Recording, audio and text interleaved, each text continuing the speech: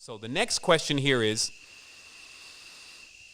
what about the young people who are more and more experiencing these frightening visits of negative, dark, demonic beings? What's the best way to change something like this from happening and to fix it? Okay.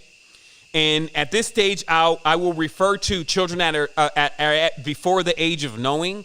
Okay, so this is like 12, 13. And the reason why I'm saying that is because, when you start going at your child, because they say, the Khalil Gibran statement is the most intrinsic to how we're raising children. And it basically says that you can do your best, like a bow and an arrow. You can do your best to shoot this arrow straight. But once you let it go, now that's it. You can't take an arrow from the air and move it around a little bit so it hits the bullseye. So you have this certain period, if you may, to do as much as you can to raise a child up in the way that it should go. And then after that, it's going to do its thing. And you can only keep giving advice and admonishments and things that you feel like are going to assist it. But at that point, it's up to them. And that kind of happens at 12, 13, somewhere in there. So we're going to say first, before that phase hits,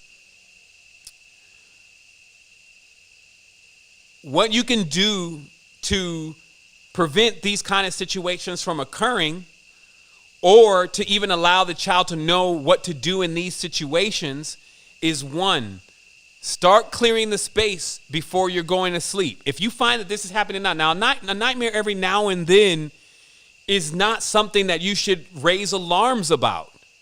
It's natural. There is a distorted side to our experience, and we have to deal with the yin and we have to deal with the yang. But if this is occurring often, because especially as a child's brain is developing, some things that it thinks are one thing, it may see that as a nightmarish way. Oh my goodness, I was in a dream. There was only a bunch of cakes.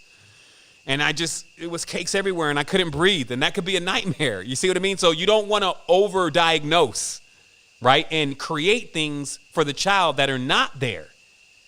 Also remember, the child is an extension of you in many ways. So you will find that if you have a nightmare, more than likely the child is also having a nightmare or is going to be having one in a few hours. So you can do some intervention because you are linked to this child.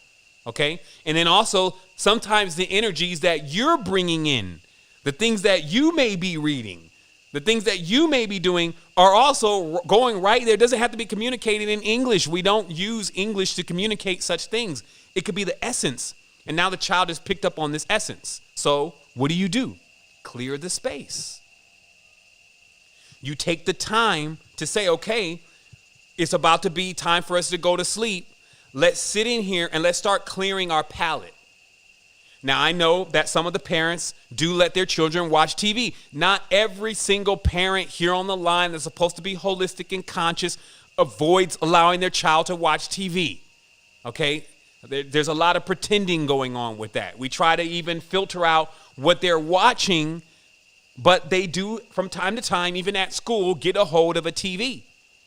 So in this case, let's say in the modern reality, you have 2 or 3 different lines of defense right away to prevent what would be clearly a shade or a form from entering into your space or into your consciousness or your child's consciousness. And that's 1, clearing the space, clearing the energy. Who's going to do that? Big time Palo Santo, big time sage, corner to corner. Meaning you go to the corners of your house.